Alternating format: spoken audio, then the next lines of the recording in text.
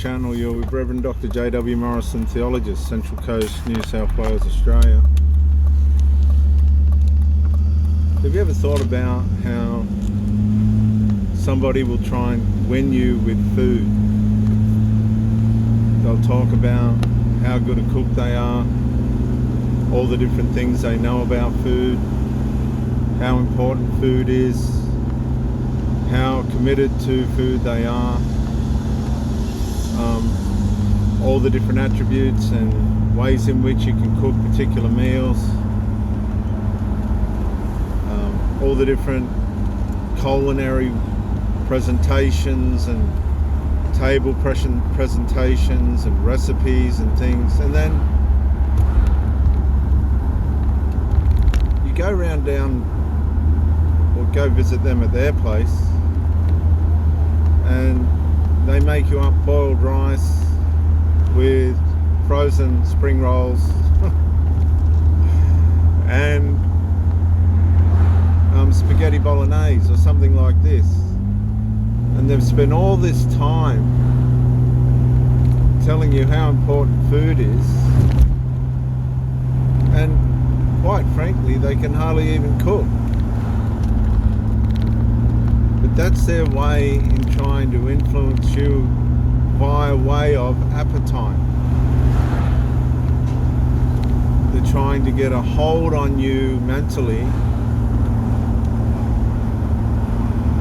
by connecting with your appetite and desires relative to food, because food's such an integral part in a person's life. This is what narcissists do.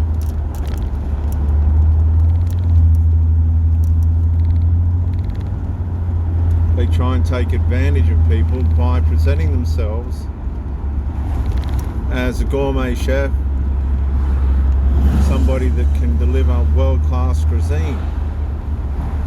And then they'll turn up with a potato bake, the top's burnt, all the edges black, it's been cooked, overcooked. Or they'll bring soy chicken and it's just not cooked through properly. They'll make a fried rice and it'll have no prawns in it, and the rice will be half boiled still.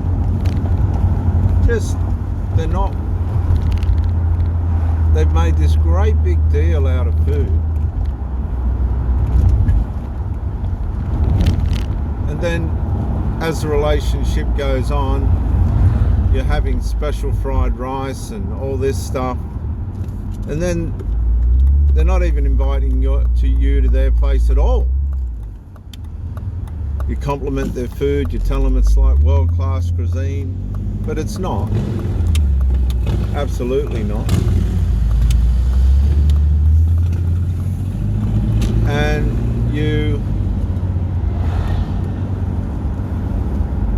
the reward of all that is they don't even invite you to their place anymore to have something to eat. That's how these people diminish. When somebody is over exaggerating the way in which they perceive something, the way in which they are about something, to try and manipulate you or convince you that there's something special going on. 9 times out of 10 you're just dealing with a diminished somebody that's going to be a narcissist, because narcissists diminish. They'll suss out how you eat, what you eat, are you particular or are you not, and in the end they'll just get bored, right, and they'll bring over a packet of biscuits and a dip, and you're dishing up chops and steaks and goodness knows what, and they're just not contributing at all. At all. They've manipulated you and tried to get a connection with you through your appetite for food. But when it all boiled down to it, it was just a narcissistic hoax. Oh, they invite you down for this and that all at the start, but as they diminish,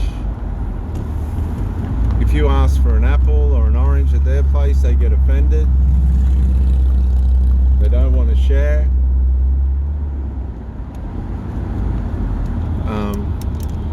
They become very possessive of the little bit of food that they've got. If it's a situation where you're with a parent and they've got adult children living there, they protect the food so the adult children don't go without. They wife the adult children, become their wife and slave. It's quite pathetic, really. And in the end, you can't even go to their place for a cup of tea. Perfect narcissism. Full blown. Don't believe people when they rave on about food, and don't feed their ego, their fantasy about food, and definitely don't be manipulated by them when they rave on about food. It's a fantasy, it's a joke, it's a deception, and it's all to try and win you over via your appetite for food. Narcissists will be at home cooking up meals and goodness knows what for their children, right? Their adult children. You won't be invited, yet they'll come to your place day in, day out and eat your food. That's what they'll do, they'll eat your food. That's how narcissists work. It's all manipulation and control based around your belly. They know what they're doing. They'll go for every sense they can get a latch on. They can hook. And that's how narcissists operate. They'll be feeding their family as best as they can, and they'll come on over to your place, and of course you'll want to dish up something significant for them, and they're trying to build some nostalgia around food and turning up with pretzels and French onion dip while you're doing all the cooking and stuff. And it's of no surprise, because that's how narcissists are. You're just an asset for a need that they have. When that need's fulfilled, when that need's accomplished, you're no longer required. You'll watch them diminish. Okay, if you don't believe me, watch how you'll start off going to their place and they're cooking all this and that. We had a pizza night at one of my ex-girlfriend's places once, and everybody was happy with it except the golden fucking child. This guy was just an absolute freak show, I'm telling you. And we all made these pizzas and they were quite nice, to be honest. But no, his final report was, no good. Never did anything to improve it, never did anything to, make things better. Just complain, just grind. And I did several things for that woman, and this little adult golden child, mummy's boy, just undermined it. And every time he undermined it and she let him, I just went, I won't do that again. And these people are completely self-unaware, and you'll see them operating around food. They got this nostalgia and self-identity about how wonderful they are and food, but it's not true, because when it all comes down to it, it's just a manipulative way in which they're trying to attach you to them by way of an expectation for good food. But it won't last. In the end, you won't even be going to their place to eat. If they come over and bring something with them, it'll be minimal. And it just proves that once again how narcissists work. It's just another strategy that they use, and it's based around the nostalgia and the desire for food. This is Reverend Dr. J.W. Morrison, theologist. On the other hand too, Christians fast. Try and get a narcissist to fast. They'll start off, right, if they get involved in it, they'll start off great. And then all of a sudden, guess what? They won't want to do it at all. Because all they were doing was mirroring you. Their heart wasn't in it. Therefore, they don't go on with it. It's the same with the relationship. And then when they're finished with you, they mirror what they've learnt from you with somebody else.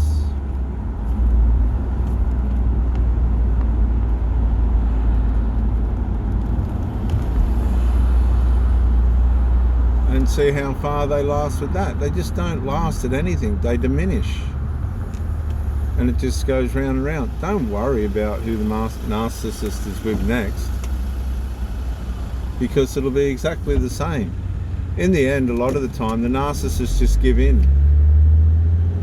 And they buy pets and rabbits and ferrets. They might have a 3-legged dog that one of the adult children had and it got run over. It's cost them a fortune, you know. And they love their pets and all that. But if you have a pet, they'll try and make it diminish.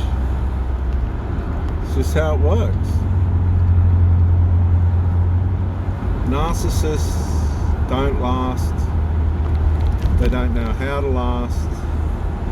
All they know how to do in a way that does last is feed into their habits, their self-centered substance habits, which goes along with being diminished because they diminish themselves in their alcohol and drug abuse and medication abuse. Everything with these narcs is about being diminished. They don't know how to manage their sinful nature. Let the wicked forsake his way, the unrighteous man his thought. Let them return to the Lord and to our God, and he will abundantly pardon you. We can all find a way out. Oh yeah. But it's an individual choice, and it's going to be an individual effort. This is the Reverend Dr. J.W. Morrison, theologist. Narcissists and food.